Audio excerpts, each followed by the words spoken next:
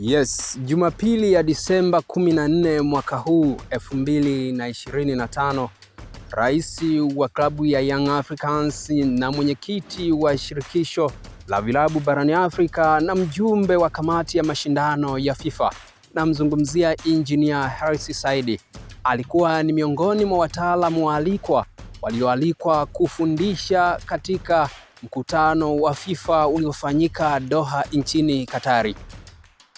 Rais Engineer yeye alialikwa ili kwenda kufundisha katika eneo la mabadiliko ya vilabu.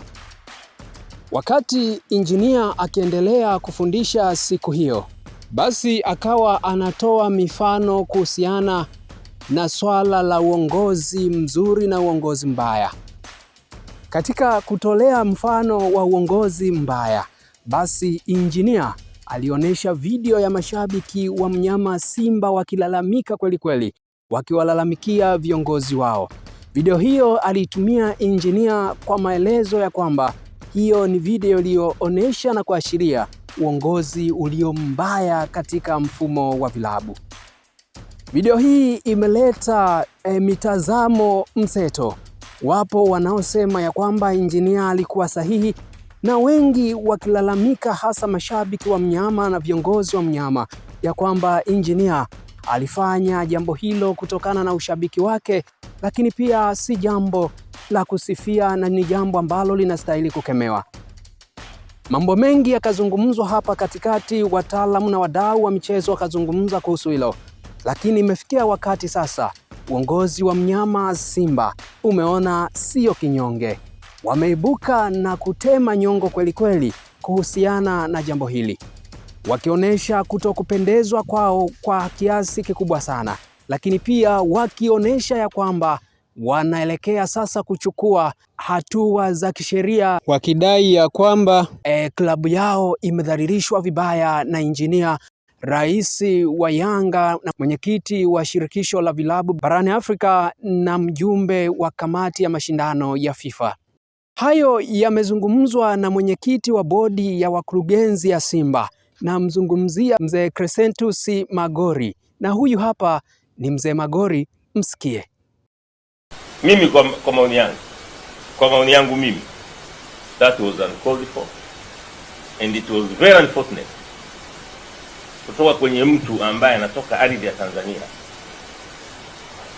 ambaye ndiye anasema mwenyekiti wa vilabu, lakini anaamua kuonyesha Afrika na dunia kwamba Tanzania kuna nini, kuna shida.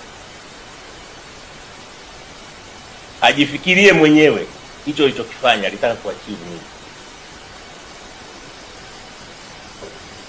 Sasa kama klabu bora ambayo yuko Tanzania unaionyesha kwa dunia kwamba katika Tanzania kuna matatizo, alitaka kuachieve nini? Tunasema ni narrow thinking, kwa sababu unafikiria kwamba hapa unaubeba ushabiki. Ule ushabiki ule unaubeba kuupeleka sehemu ambayo haistahili. Good governance haina uhusiano wowote na matokeo. Wale watu wanakuwa wanaambia kwa nini timu yao haifanyi nini, haishindi, haifanyi vizuri. That's not poor governance. It's not. Sio poor governance. Governance ni kwa kwamba kuna corruption, kuna rushwa, hakuna uwajibikaji, vitu haviko wazi, hakuna transparency, unaendesha vitu unavyojua mwenyewe. Hiyo ndio poor governance. Na principles zake. Na pengine hawakuelewa hata poor governance atakiwa kuzungumzia nini. That was unfold. Kwangu mimi it was very unfortunate. Kwa sababu mtu ambaye anataka kuprotect mpira wa Tanzania hafanye protect. Na bado tunalifanyia kazi tuweze kusema nini. Kwa kweli amekosea Simba, amekosea nini? Kuna klabu hapa Afrika zina poor governance, hata mishahara ilipo. Kuna klabu kutwa zinashtakiwa FIFA na wachezaji, zinashtakiwa FIFA na makocha. That is poor governance. Umeona mkataba ulipi mtu, mpaka nakupeleka FIFA, mpaka kupeleka FIFA hujamlipa zaidi ya miezi 2 mitatu. That's poor governance. Asema club licensing inataka mpaka timu ziwe na viwanja vya mazoezi. Kwa timu hazina viwanja vya mazoezi, zinazunguka. Hawasemi. Kwa kweli katika hali ya kawaida sikutegemea kitu kile kifanyike. Na hata bodi hatukutegemea kifanyike. Pengine tutajulisha mamlaka ziweze kujua kwamba hichi kile kifanyika si sawa. Na nafikiri kama nchi pia watu wajue nafasi zao. Unapokuwa kwenye nafasi fulani, unapewa nafasi fulani, unatoa ushabiki, unafanya vitu ambavyo vinaweza kupromote mpira wetu, kupromote nchi. Sasa yule mzee Magoma kila siku anazungumza pale. Nayo haoni, kwa hiyo ni tatizo. Wakitoka leo wanachama 10 wanazungumza wakapiga kelele, tayari hiyo ni poor governance. Come on. That was unfair. Kiukweli kabisa. Hatukufurahishwa.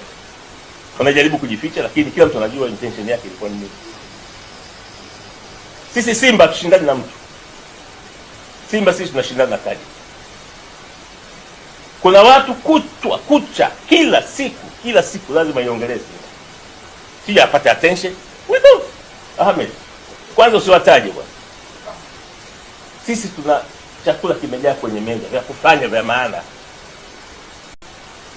Hii sio kutafuta nani. Yes, ni mwenyekiti wa bodi ya wakurugenzi ya Mnyama Simba akitema cheche kuhusiana na kila ambacho rais wa wananchi Young Africans, mwenyekiti wa shirikisho la soka barani Afrika na mjumbe wa kamati ya mashindano ya FIFA alikifanya huko Doha nchini Katari. Nini maoni yako kuhusiana na sakata hili la injinia wa Yanga kutumia video ya mashabiki wa mnyama kama video inayoonyesha uongozi mbaya?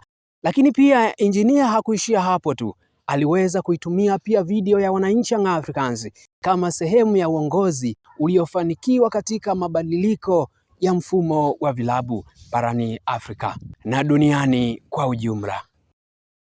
Tuandikie maoni yako hapo chini kwenye comments, lakini pia usisahau kushare, kulike pamoja na kusubscribe channel hii ili tuendelee kupata habari za kimchezo, habari kemkem kweli kweli kutokea hapa Spotify.